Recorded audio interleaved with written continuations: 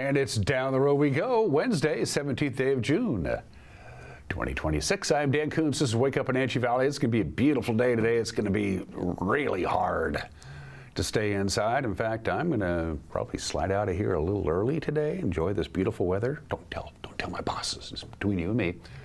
Slide out a little early. It is going to be a beautiful day. Nice light breeze.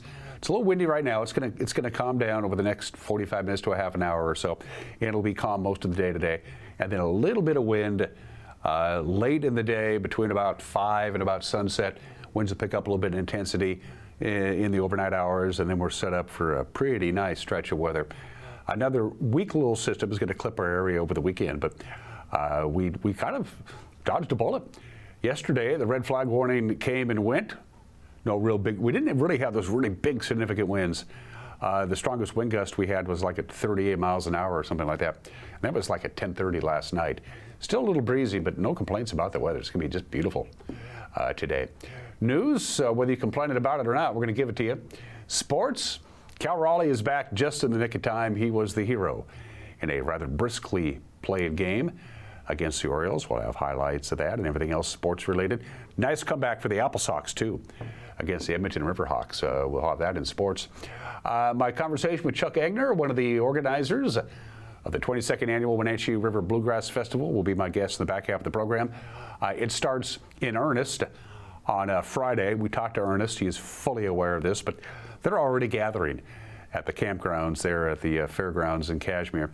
They usually woodshed at night. Everybody gets out their guitars and mandolins and plays along. But if you haven't gotten your tickets yet, get them. Chuck will be my guest in the back half of the program. Let's take our tour to see what we have. It's a beautiful morning, just gorgeous. Nice breeze. It's warm. It's 64 degrees. We hit 84 yesterday, which is 6 degrees above normal. These are the long, long days of the year. Sunrise again at 5:03, sunset again tonight at 9 p.m. We're gaining like 19 seconds of daylight as we get to the longest day of the year, which is going to be this weekend with the summer solstice. From the Stein Hill camera, we look out over beautiful Dryden. Hello, Dryden, with the Lala Canyon area on your right and the Peshastin Pinnacles off to Peshastin. I like that view. That camera is very handy for us. We see a lot of real estate. When news breaks, we can pop on that camera for some shots of the Upper Valley. We turn that around 180 degrees and we see Kashmir. What does Lake Chelan look like? Looks something like that. That's the Greens Knob camera, quite a ways up the Lake Chelan area. It looks like it's a little breezy there. Like that area of Lake Chelan is a little susceptible to the wind. Our Greens Knob camera. That is a good one indeed. It's moving around a little bit, but that's what the tower is supposed to do. It's supposed to move in breezy conditions. And up to Billy Goat we go, and yes, that is a spider web right around the lens of the Billy Goat camera. Beautiful view there, and a couple of high clouds way up towards the Canadian border, and that's about it. Yeah, everybody's in for a beautiful day today, and again, not too windy at all. Things are going to pick up a little bit. We're going to have the pressure gradients tighten up a little bit on Saturday, but not too much, and then we get really warm with a flat upper ridge moving in on Sunday and Monday. As far as winds are today, about 30 miles an hour from about 4 o'clock to sunset, and that's really about it. Normally we do this on Tuesdays. Didn't have time yesterday. We had all the weather to talk about with the wind and the red flag. So here's from the Climate Prediction Center is our long-term outlook for the temp and the precipitation.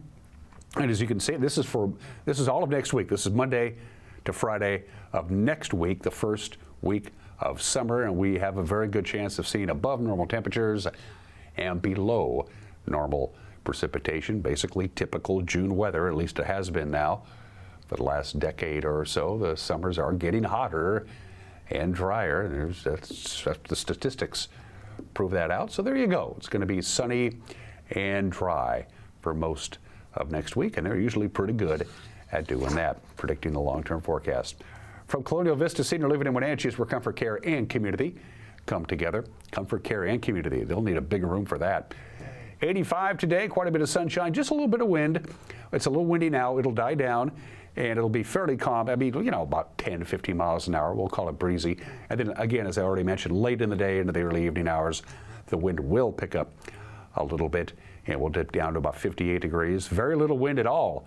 On Thursday, 87 for the forecast high. We go up to 92 on Friday. We come back down on Saturday as a weak cold front comes in. Could be a little breezy Saturday afternoon and Saturday night as the pressure gradients tighten up a little bit.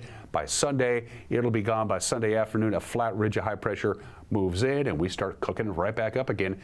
88 Sunday, 91 Monday, 95 Tuesday. I like that forecast because summertime is almost here. The living is easy, the fish are jumping, the cotton is high.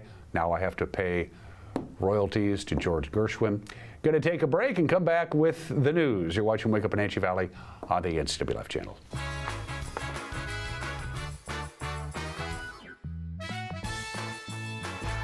Hi, I'm Amanda Walden with A. Walden Insurance Group. Medicare can be overwhelming, but you don't have to figure it out alone. I've been helping people understand their Medicare options for over a decade.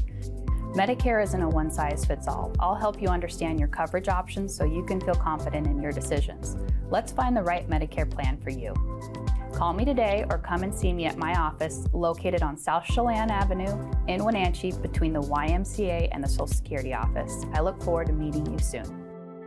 At Colonial Vista Senior Living, we believe life is meant to be lived fully. Our wellness programs inspire residents to stay strong, flexible, and confident every day. Here, curiosity is encouraged, friendships are nurtured, and every activity is an opportunity to connect, create, and enjoy life together. We invite you to experience the lifestyle at Colonial Vista Senior Living for yourself and discover why so many call our community home.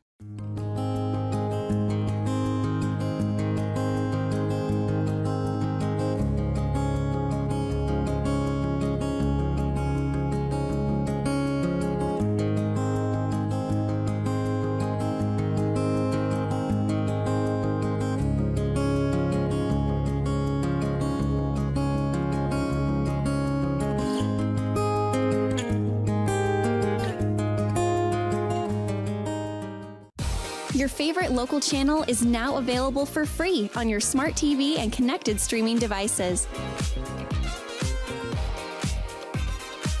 Watch live programming and catch up with the latest shows on demand. See the local stories that matter to you. NCW Life, now on Roku, Fire TV, and Apple TV.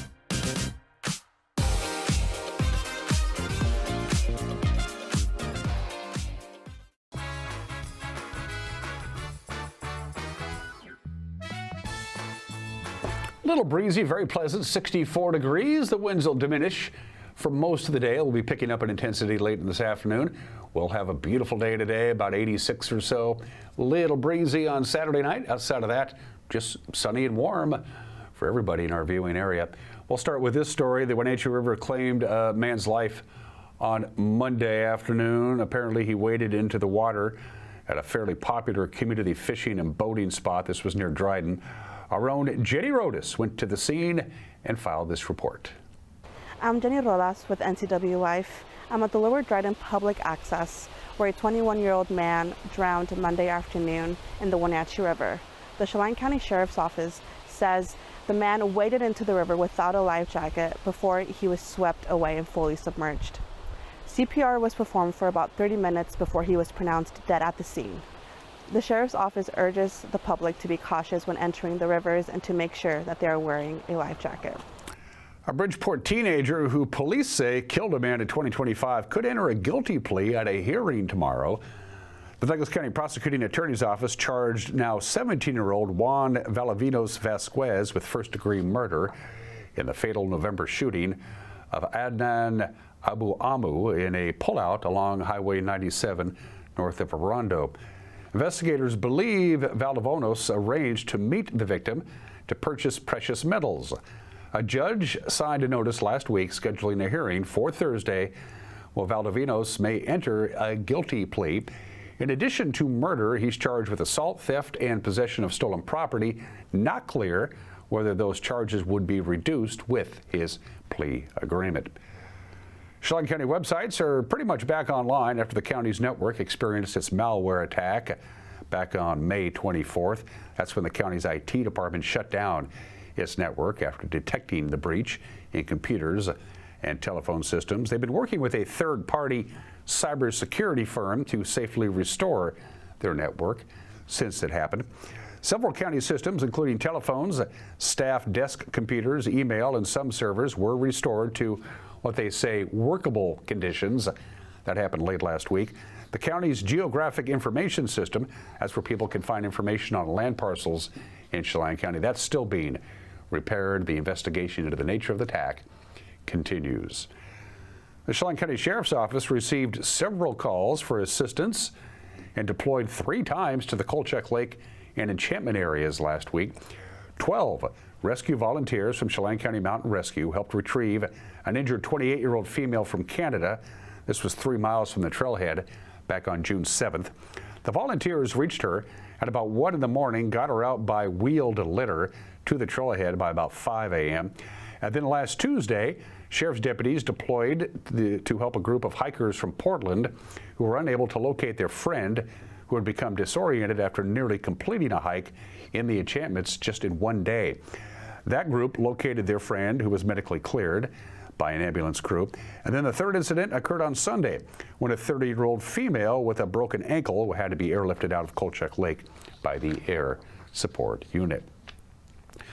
Chelan County's chief deputy auditor will step in to fill the vacancy left by Skip Moore's retirement. Brant Capel was asked this week to assume the auditor's job on an interim basis. The Chelan County Board of Commissioners extended the invitation on Monday. They plan to formalize the appointment with a resolution next week. Capel, as a Republican, was hired as Moore's chief deputy auditor. That was last summer. He's running to be elected to a full term come November. Commissioners chose him over former Chelan County Republican Chairman Aaron Young and Skip Moore himself. Capel will face retiring Wenatchee Valley Fire Chief Brian Brett in the general election. If you spot one of these little snakes while you're out and about in the shrub steppe of Grant County, don't step on it. In fact, they want you to make a note of what you see. The non-venomous desert-striped whipsnake is very rare in our state. It's currently only known to exist in 2 areas of southeastern Grant County. The Washington Department of Fish and Wildlife hopes to update its knowledge of the whipsnake with observations from you folks, the public.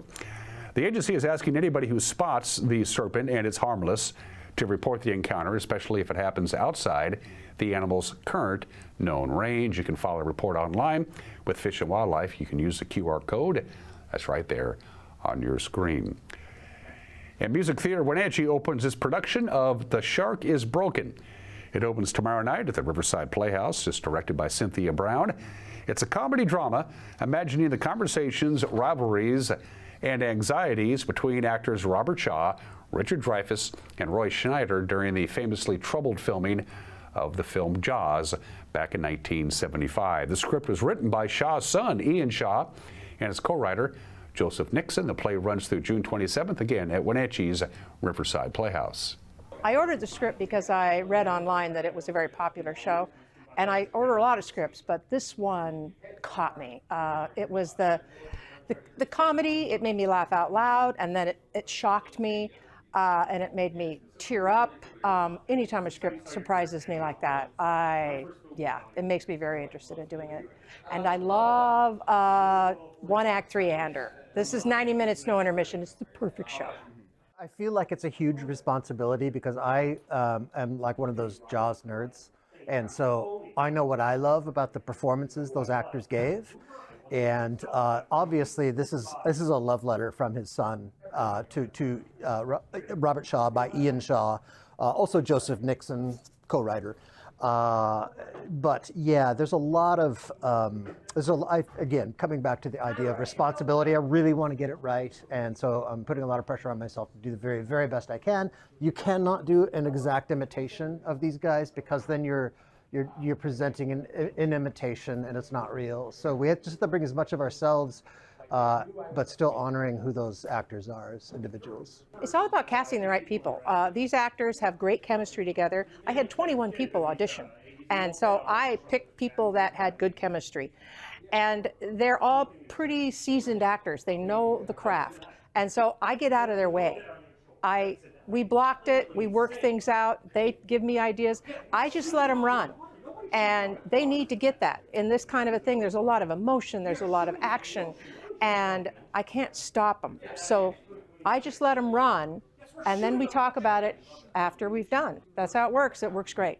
It's kind of a heart of what's going on with Shaw at this point, because he also considers himself a playwright, and he was a successful playwright. A lot of people don't know that. Mostly in England, the plays he wrote were more popular and stuff. But he brought his own writing talent to the famous Indianapolis speech. And what I didn't know, something that I learned, Shaw had an encounter with the playwright Thornton Wilder, and they sat together and drank in the bar, and they talked about the Indianapolis speech together.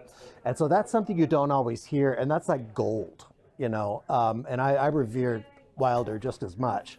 And so again, it's just, I feel so lucky to get to work through this material and with these guys and present it. I think we're doing an okay job. I think we're going to get there. The show has some profanity. These are real people, and they talk like real people. These are hardcore actors that are in a lot of stress. And so they will use language that some people might find offensive, so be aware of that when you buy your ticket.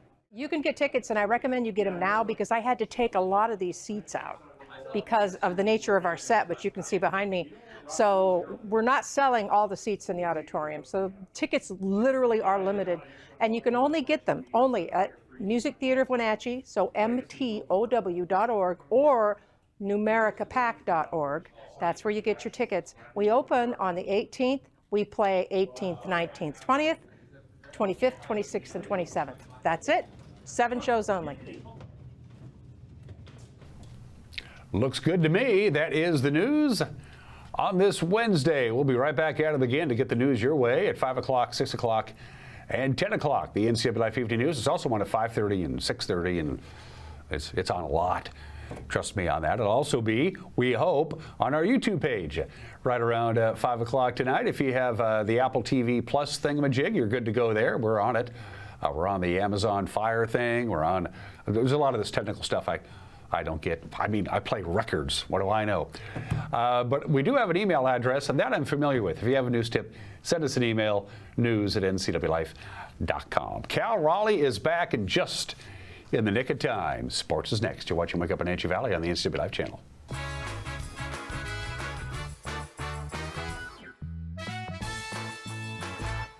The Surf and Slide Water Park is open from Memorial Day through Labor Day. Surf and Slide is located in the heart of Central Washington in Moses Lake with activities for all ages and abilities. Check out Surf and Slide's Flow Rider Surfing Simulator, Lazy River, 2 200-foot water slides, tube slides, and diving boards. Our children's area includes a Treasure Island water structure, splash pad, and baby octopus slide. For season passes, visit us online or find Surf and Slide on Facebook. Fibercrete fireproof safety rooms can be the difference between life and death for you and your family. Typical fireproof safety rooms are 8x8 Fibercrete panels providing a solid sanctuary. Fibercrete safety rooms can be above ground, buried underground, or built within new home construction. Best of all, a safety room by Fibercrete is very affordable. Call 360-770-2088. You owe it to your family to find out more about Fibercrete safety rooms. Are you dealing with a pest or weed issue and you just don't know what to do? We use the best pest control methods approved for areas with kids and pets. Whether it's rats, mice, ants, or spiders, or something else altogether, we provide the coaching and solutions you're looking for. And you can know that your dollars are supporting a local, family-owned and operated business. Allow us to help you get back to living healthy and pest-free.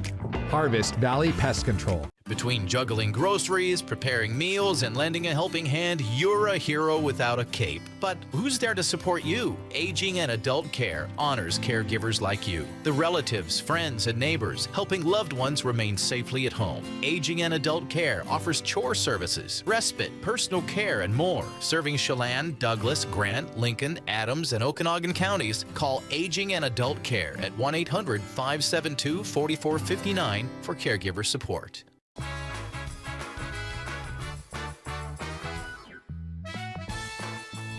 Sports at 20 minutes after the hour. The Mariners were without a number of players. Josh Naylor couldn't play. Randy Arozarena is out. Luke Raley didn't play, but Cal Raleigh is back, and he was the difference. And the Mariners kicked off a homestand with a 3-1 victory over the Orioles. Logan Gilbert struck out 10, retired at one point 16 batters in a row, and the game took just 2 hours and 18 minutes to play. 2 on, 2 out right in the first inning. And Basayo pokes one into right field for a base hit. How about that plate coverage from a 21-year-old kid, seeing Logan Gilbert for the first time and poking a low slider into right as the Orioles strike first in Seattle. One more. There's a soft line drive into left field. That's a base hit. Mastroboni around third. He's going to score easily. It's 1-1.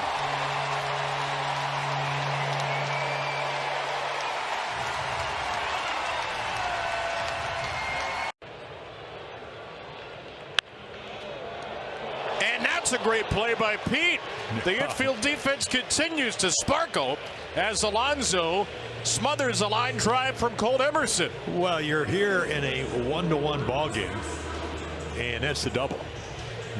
This is the young kid, former #1 draft choice, and at 20 years old, and he hits, hits a hanging curveball, and it's hooking. Soft line drive, center field, and it falls for a hit. Robles scores. Right behind him is Emerson, and he is in there. Wow! The kid with an incredible read at second base, and Emerson was right on Robles' tail. This is so good to have Cal Raleigh back. Two-seamer. He takes into left center field, and again, as you mentioned, a great read by Colt Emerson. 2 out in the ninth. 2-2 pitch. Breaking ball lined up the middle. Emerson to first. Got him. Ball game. The back is just fine. Munoz gets the save. Gilbert gets the win. Raleigh has the game-winning hit. A perfect script on this gorgeous night to open this 3-game set. Man, it's good to have you back. How good to feel to be back here tonight? It was great to be back with the boys. Great to be in front of these fans, and super happy with how tonight went. All right. Let's go to that at-bat against Wolfram, right? So that first pitch, you're a little bit antsy. What were you looking for in that second pitch? You got something you can handle? Yeah, I got the first fastball by me. Kind of went to the sinker, and I think he went back to it again. So just trying to get the ball to the outfield there, and, caught it off the end a little bit, but got enough of it to score two. Okay, and you had a chance. You've been watching Logan Gilbert while you've been from afar, but what was different about him tonight? This is the best I've seen him all season long. What was working for him tonight?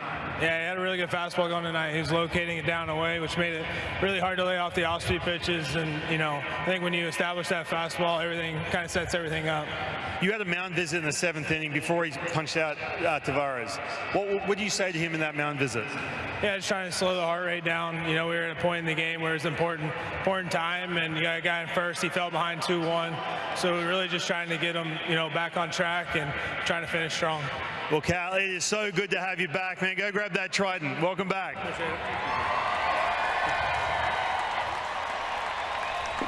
Seattle and Baltimore go at it again tonight. 6:40 first pitch, and George Kirby will toe the rubber for the Mariners. The rest of the American League West, the Mariners now have a 1.5-game lead over the Athletics. We like that. The Pirates beat the A's. The final there was 6-5. They now have a 2.5-game lead over the Rangers, who got clobbered by the Twins 12-2. The Mariners lead the Astros in the division by 4.5 games. Houston knocked off the Tigers, and the Angels shut out the Diamondbacks. In case you missed it yesterday, France, one of the pre-tournament favorites, took care of Senegal pretty easily. No real problems there. The final there was 3-1.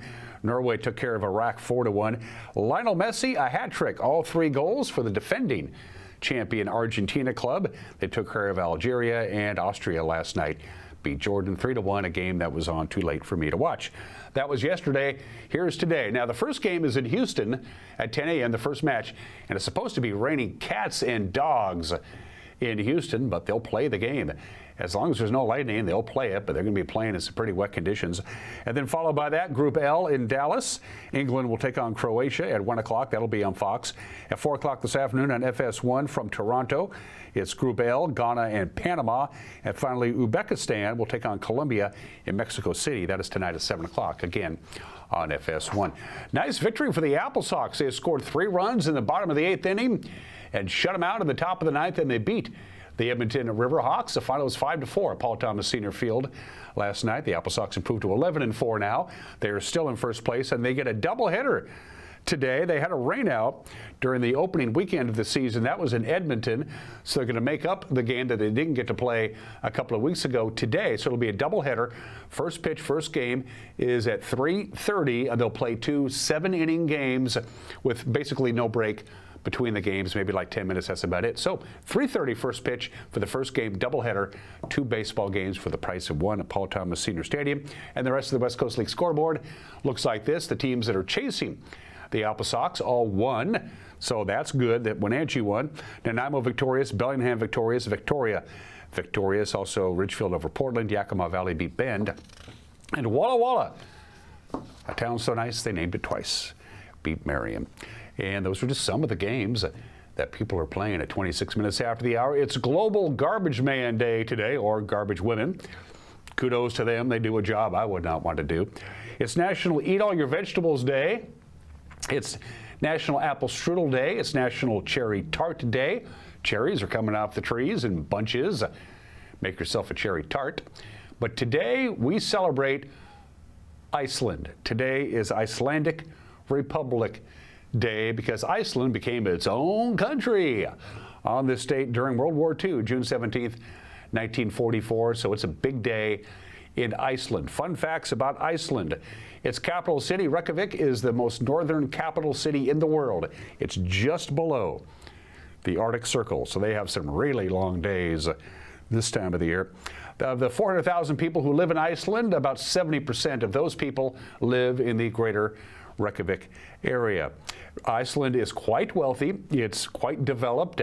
They love to read. They are huge readers. They have the highest number of bookstores per capita in the world. In fact, 10% of all the citizens in Iceland will eventually publish their own book. That's pretty impressive. You cannot graduate from Iceland public schools without being a good swimmer. You must pass a swimming test to get your diploma. I'd like that. That needs to be nice to be done by other countries and other school districts. They are a member of NATO, but they have no army. If something happens, they just call somebody else. I don't know. Beer was banned in Iceland until 1889. And my favorite fact about Iceland, the last McDonald's in Iceland closed in 2009. They don't have a McDonald's in the whole darn country. There's a lot to be said for Iceland. It's their day today, and we love you. 28 minutes after the hour, today in history, the Battle of Bunker Hill was fought on this date in 1775, 251 years ago today. The good news is we proved to the British that we were serious about that. Now, we lost. The Battle of Bunker Hill was a British victory. We didn't win it, but the British sat up and went, you know what, they're taking this whole Revolutionary War thing kind of seriously. We're just not going to rout these guys. We better get our act together. So even though the colonies lost to the British, it revealed that the revolutionaries, they were willing to fight to start a new country, and the British said, now we got to pay attention. Oh, well, that was on this date in 1775. 141 years ago today, the Statue of Liberty arrived at New York Harbor. Of course, they built it in France. It's just a gift. France just gave us the statue. No charge, just goodwill. They built the whole thing in France, and they took it all apart, put it in crates, stuck it on a ship, sent it across the Atlantic. Then they unloaded all the crates at the dock in New York City, and there it sat for over a year because the deal was, we'll build you a statue and give it to you, but you have to build the pedestal. And New York kept dragging his feet on building the pedestal. They actually took the face of the Statue of Liberty and they toured it all over New York City to raise funds to build the pedestal. Even that didn't work. Both Boston and Philadelphia offered to take the Statue of Liberty. They said, we'll build a pedestal, but the French insisted that it be in New York Harbor. But it showed up in New York. They wouldn't get it up and running for a while yet. On this day in 1963, in an 8-1 vote, the Supreme Court of the United States, in the case of Abington School District v. Shemp, ruled that school-sponsored prayers and school-sponsored Bible readings in classrooms was unconstitutional. For a lot of states, it was required that every school day start with a prayer and a reading from the Bible. It was required. The Supreme Court said, can't do that, can't force that on the kids.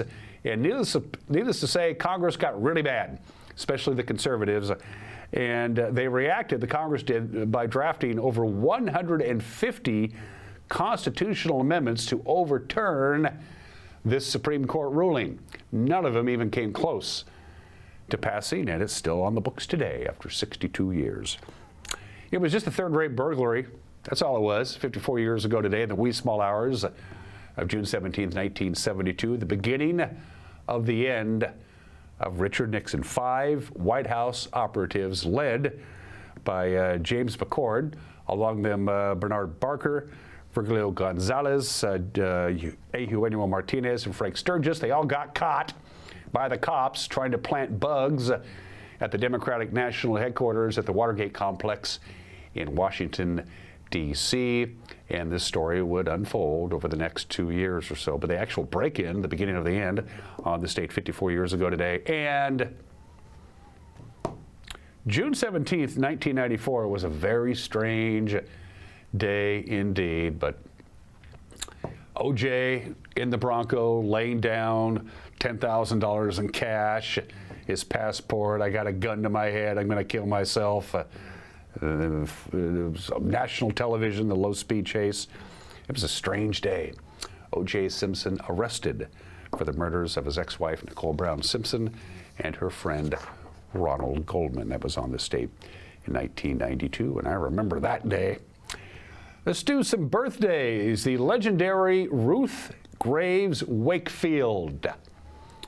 This woman belongs on the food Mount Rushmore. She and her husband had what they call the Toll House Inn in Massachusetts. She was a very good cook, and she used to make chocolate chip cookies for the patrons of the Toll House Inn. And then, after World War II started and we got involved, she was making these Toll House cookies and would send them over to all the Massachusetts soldiers stationed in Europe.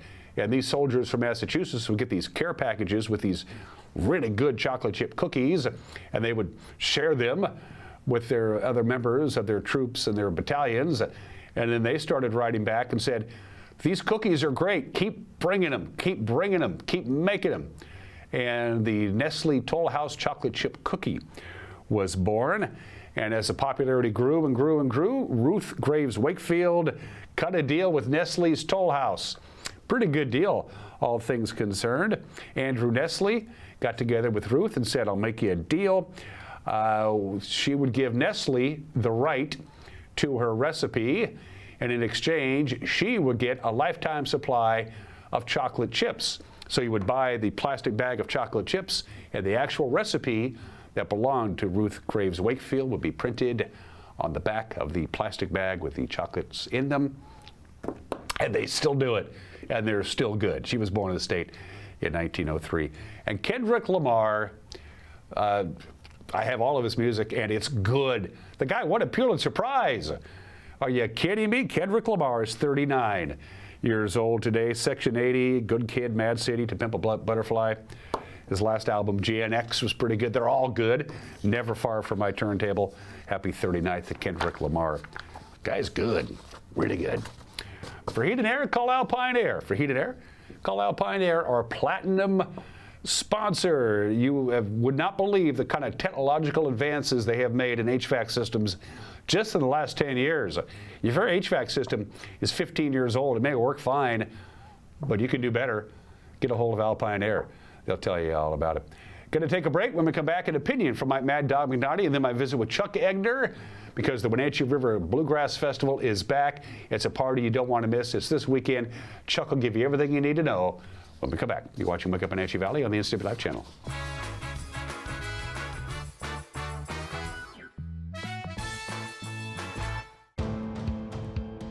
NCW Life Channel is your local TV station.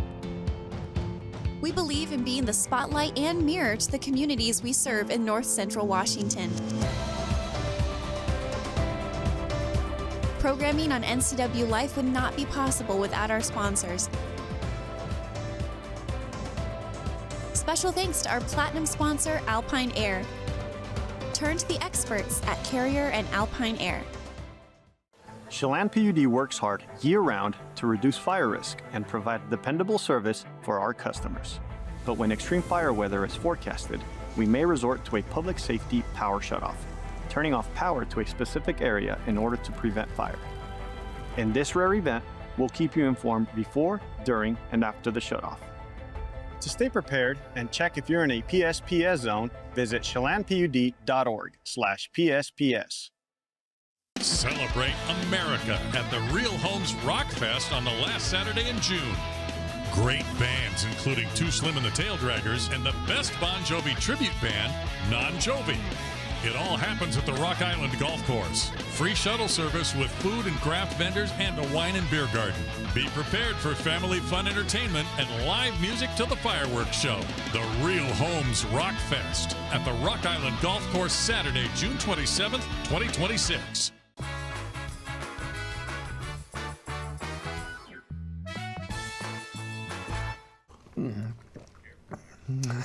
Hey, this is Mike Mad Dog Magnotti, and everybody is entitled to my opinion. Now, Major League Baseball is doing something new this year. They're allowing batters, catchers, and pitchers to challenge a so-called ball or strike. Now, if one of these three folks disagree with the umpires calling a ball or strike, they can challenge the call by tapping their head. A big graphic then showing up on the scoreboard shows the location of the pitch in and out of the strike zone will then appear on the scoreboard for everyone to see, and the call is either verified or overturned. Maybe this process allows for more fairness and less bad calls, but it's certainly cut back on episodes of managers flying out of the dugout to kick dirt on umpires' shoes and players throwing fits and getting tossed out of the game, all of which, in my mind, adds up to what used to make baseball our national sport. Well, personally, I'm not sure if I like this new development, but I'll tell you this. I'm sure Ty Cobb is rolling over in his grave. Yep. Hey, this is Mike Mad Dog Magnotti, and that's my opinion.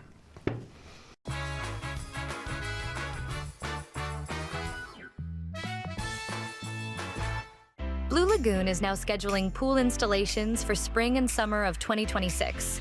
Book now for your free consultation to lock in your savings of a free heat pump, an $11,000 value. Let the experts at Blue Lagoon Pool and Spa handle the construction, installation, and regular maintenance. Turn your backyard into a vacation paradise with an industry-leading San Juan pool. No need to go off the deep end. Relax knowing you're in great hands with Blue Lagoon Pool and Spa.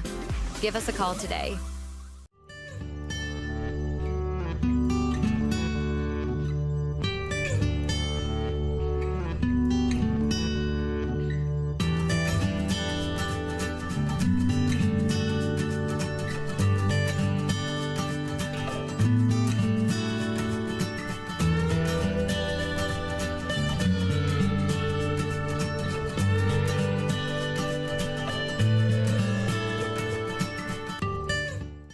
Hey, welcome back to Save Mart. What can we help you find today?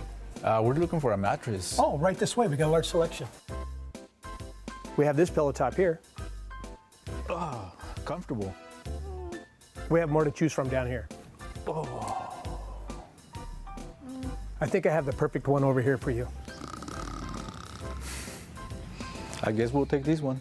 You'll find it at Save Mart. Full service at a low, low price. The 22nd Annual Wenatchee River Bluegrass Festival is coming to the Chelan County Expo Center, June 19th through the 21st.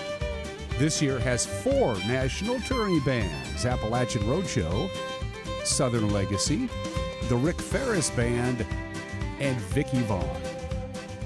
Enjoy the slow jam and the return of Taylor's Camp. All the details can be found at WenatcheeRiverBluegrassFestival.com.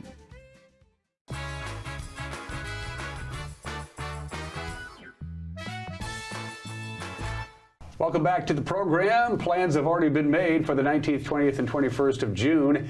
You're going to be at the fairgrounds in Kashmir, specifically the Expo Center for number 22, Chuck? 22. 22nd Wenatchee River Bluegrass Festival. Best location you can find anywhere in North Central Washington. The folks at the Chelan County Fairgrounds take good care of you. You take good care of the bands and the patrons. Chuck, we're back again, another big year. Must be working. It's hard to believe. Yeah. Hard to believe. We never thought it'd last past a year or two. In fact, the first year we didn't think we were going to see year two. You created a monster, bud. Yes. Happy monster. No, a really happy monster. It's an acquired taste, unless you like really good music and really good musicians, and people latched onto this pretty early on. I mean, I remember the first couple of years, I thought this was going to be a going concern. I didn't know it was going to get this big. Well, it sure has been a good ride. Yeah. And Marie Vecchio and I are the only two that are the originals, founders of the festival, and we're still around. We're getting, on up there. So we've got some younger people now. Will McSeveny, that we've spoken about, is an attorney, and he's 30-ish, I would guess. And we've got a couple other guys that are in their late 30s, which for us is young people. So yeah, it's been a good ride. And Marie has just an incredible attitude. Oh, she's yeah. just she greets you when you get there. You see her when you first check in, and she's all full of just energy and fun. And she's got to deal with all camping and people who can't camp where they want to camp, and she's dealing with all of that. And still, if you walk up to her, it's all good.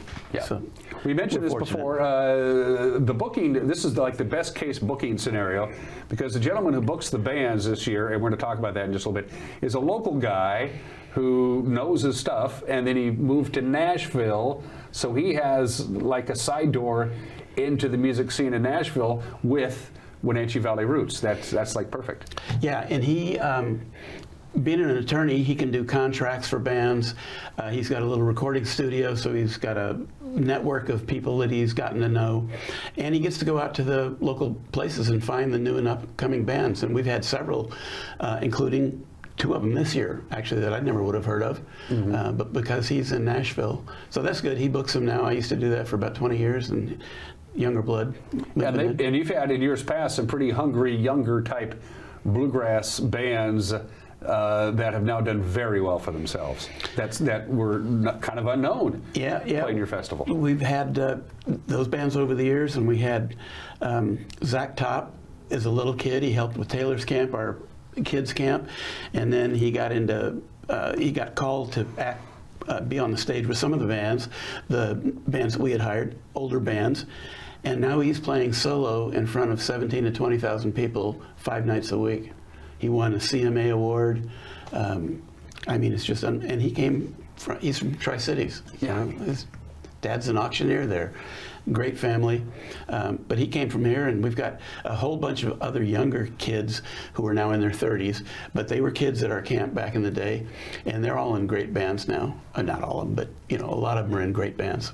And some of them are returning. We're going to throw out some of the band names. You go, have they been here before? And the answer is yes.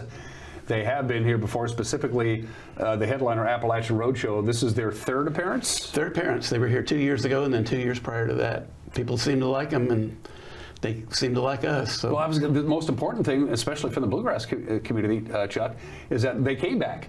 Yeah. I mean, it's always that first one. And did you have a good experience? Were you taken care of? Did you have good reaction from the crowd? And the fact that a band of this caliber, Appalachian Roadshow, has decided to come back for a 3rd year, kind of make you feel pretty good. Well, it's actually miraculous, because the first year we negotiated with them, we went back and forth. They were in a little different financial world than we were. Negotiating. We finally got it all together. Everything signed, and COVID hit. Yeah. And we canceled the festival. The one thing we did that we thought helped later on is we gave every band that we had signed 10% of what they would have got if they came, and said, when you do come, that's not against what you're going to get then. Keep that. And that's called goodwill. So the next year, I said, Barry, can we just do the same contract, just change the date on it? He said, yeah. That got canceled too. Yeah. We lost 2 of them. And then we got him. They were great. They really appreciated that little amount of money that they got out of there. And here we are, a 3rd time around. And they tell a great story of the history of Appalachia. It's somewhat verbal and tons of music. And great musicians. They're great, and they're all, the three main guys are veterans of many, many years, played with a lot of different bands, and they've all got great reputations. And I've hung out with them quite a bit. They're really nice guys. Most of the people in the world of bluegrass are, by definition, nice. We'll just say that by definition. Southern Legacy. Southern Legacy is another band that has three veterans, and Don Rigsby is one of the players. He's a mandolin player and singer. He's got a voice. He will do a song, and if you're in the crowd, you're going to say, no, it's going to bust. And he hits that note every time. And anyway, great singer, great player. Josh Williams, the guitar player, made his bones with Rhonda Vincent's band. Mm-hmm. He's the one that I respect so much. He was playing a festival 5 years ago, hot as heck down in the South, outdoor stadium or outdoor grounds, and he's playing away and a bird lands on his guitar, on the end of his guitar. And he looks at the bird. He's playing a complicated thing, never misses a note. He looks at the bird every now and then. The bird hung out there 30 seconds, never missed a note. Anyway, love that guy. The bird didn't poop on the fret? If so, we didn't see it. It's show business, you know. That's and true. Ron Block, the banjo player in that band, has been with Alison Krauss for 30 years. Okay. So he's been around the world, and he's a great guitar player, too. He plays fingerstyle guitar and banjo. Let's give Vicki Vaughn some love. Vicki Vaughn is the bass player in Delamay, or has been, for the last umpteen years. And she's got her own band that she's bringing with her, bluegrass band out of Nashville. She's also a country player, so when she plays an electric guitar and puts her cowboy duds on, she's playing country music, and when she gets behind the big stand-up bass, she's doing bluegrass music. Why don't bass players get more respect in the world of bluegrass? It's just as important as the banjo or the guitar or the mandolin or anything else. It's criminal, I think. I do too. I mean, really, being a bass player is a really enjoyable thing in a bluegrass band. There's a counterpoint with the mandolin player. You're driving the bus, so to speak. And I mean, the great musicians are playing around you. Right. I mean, you're carrying the rhythmic load, but you have to be melodic at the same time. Yeah, and everything for a bass player comes back to timing. Mm-hmm. You've got to have timing, good ear. And you don't have to be the greatest of musicians. You just have to hear and count. And respond. Appalachian Roadshow, Southern Legacy. Did we talk about Rick? Rick Ferris saved our bacon several years ago, more like 10 years ago.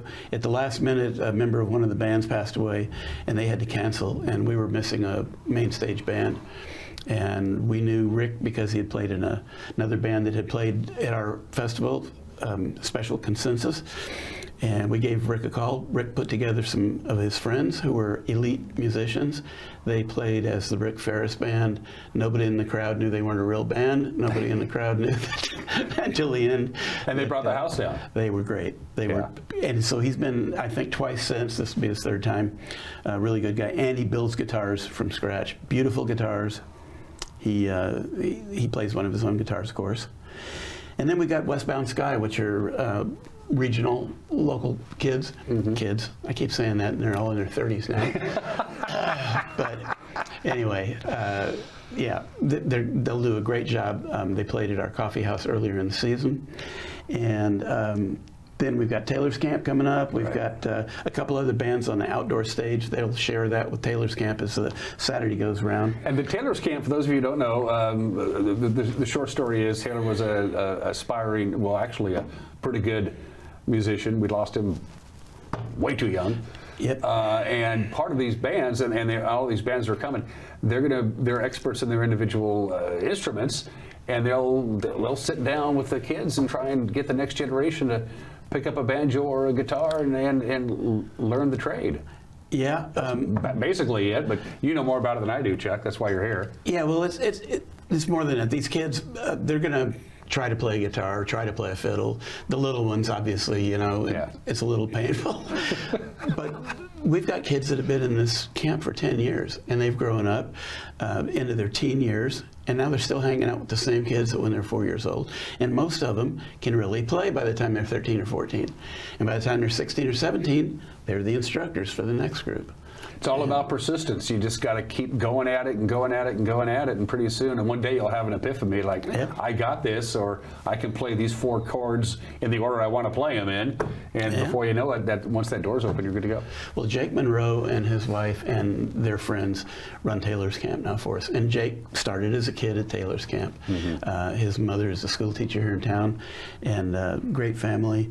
But yeah, Taylor's Camp, we're excited about it. We always are. And Taylor's Camp, they do a concert on the outdoor stage in the afternoon, little 20-minute thing, but they all get up on stage.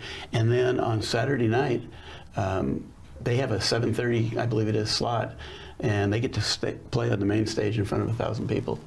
And by the way, this needs to be for those of you who are like into live music. Top flight sound people will be there. Top flight public address, amplifiers, things like that. So that indoor stage. Indoor stage. So it's going to sound really good, and that's important to me, and it's important to a lot of people who attend these things. Yeah, we've got a really ideal situation in that building because in the early days, it didn't have air conditioning or heat, and occasionally it'd be colder than, you know what, and other times it'd be hot. Unbearably hot. Yeah, exactly. And now we've got an AC system. We've got a beautiful green room in the back that the bands hang out in. It's a really nice thing for the bands, and I've mentioned this before, but I'll mention it again. The bands all tell me universally that they love playing at our festival, among other reasons, because people listen. In the Southeast, there's so many festivals. They're all outdoors, or virtually all outdoors, and it's where people get together in their lawn chairs and they shoot the breeze and they talk and whatever, and the bands are up there knocking their brains out. The bands are like an afterthought. Exactly. At our place, they're there to watch the bands, and the bands really appreciate that. You made one mistake on the website. I want to point this out. I don't know if you even know this or not. A flat $45 per person for the entire week. That can't be right. That's for the weekend, the entire weekend. Right. Why can't you could charge twice as much, Chuck? I mean, what's up with this? Why are you keeping it so cheap? In the very first board we had, there were 6 or 7 of us, and 4 of the board members were people who didn't make a lot of money. And to them it was important to keep it affordable because there were so many things. Wintergrass had priced itself out of their world, many other festivals that are around the state. And their input was keep it affordable, keep it affordable. And they're long since gone. Several of them have passed away since then. But that theme of keeping it affordable has been at the forefront. We've talked about it, several years ago. We could have raised the prices dramatically, and still could, but we're not going to do it.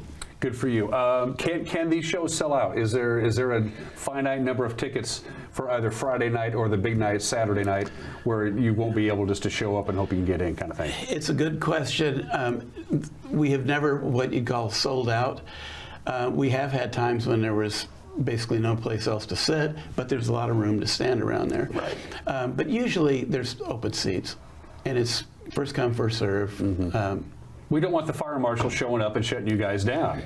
The fire marshal has showed up before, but to watch the show. Yeah, Kurt's a good guy too. I should point that out. Camping, if you want the full camping hookup at the fairgrounds in Cashmere, basically right across the street from the Expo Center. This is the full camping. This is electricity. This is water. This is sewer. So the whole 9 yards. That's a first come, first serve. It starts Monday at noon, and by Wednesday morning, probably all 125 of the full camps will be spoken for? Yeah, it varies between Wednesday and Thursday when it fills up. But after that, we've got acres of land that's open. Typically, that open land gets filled up by tenters on Friday night. What we found over the years is that the people that show up Monday and Tuesday are people that are retired, like me, that have time on their hands, they can do that. The people that show up Friday night at 8 o'clock are the people that have a real job over in the other side of the mountains or in Spokane or the surrounding valley. They just can't get there till Friday night. And most of them can't afford a 45-foot rig, but they're all bells and whistles. So. And a quick friendly reminder, because this is a great story that Chuck has told me. By the way, we'll be visiting with Chuck at the fairgrounds next week. This is a great story. We talked about the economic impact of having these folks in this Wenatchee River Bluegrass Festival. The story about Martin's Marketplace. You were telling me a couple of years ago that you were at Martin's Marketplace in Cashmere. They said the biggest weekend they have every year, by far, is the third weekend in June when the bluegrass folks come. I know, I spend a bundle down there each year. But yeah, they seem to do well, and they appreciate it, and we appreciate them being here.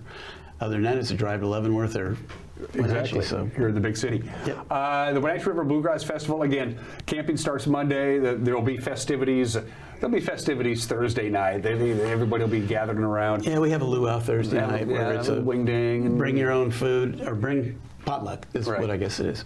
And I'll be making a contribution to that, and possibly some ribs. Cool. You never know. But the last few years it's worked out that way. Go to the website, Wenatchee River Bluegrass Festival.com. I'll say that again, Wenatchee River Bluegrass Festival.com. Everything you need is there. Buy your tickets in advance. Don't forget the camping is first come, first serve. You can't reserve that.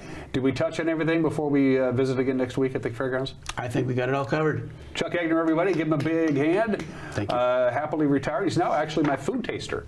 So whenever I go out to a restaurant, I bring Chuck along to make sure I'm not getting poisoned. It's good to see you, Chuck, and I'll see you next week. All right. Always a pleasure, my friend. Yeah. Chuck Egner, everybody, give him a big hand. We don't have a studio audience. You watch Wake Up Wenatchee Valley. We'll be right back.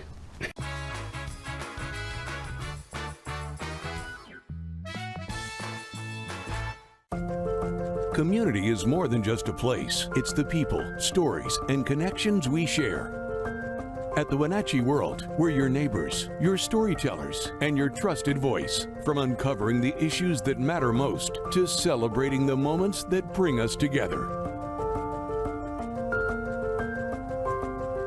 We deliver the stories that keep the community moving forward. The Wenatchee World, your community voice, here every day.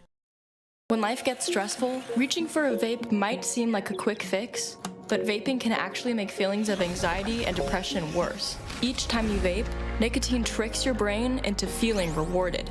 And the more you vape, the more nicotine receptors your brain creates. Over time, your body needs more and more nicotine to feel good. And when you can't get enough, you can experience withdrawal symptoms like anxiety, mood swings, and depression. Learn more at chooseyouwa.org.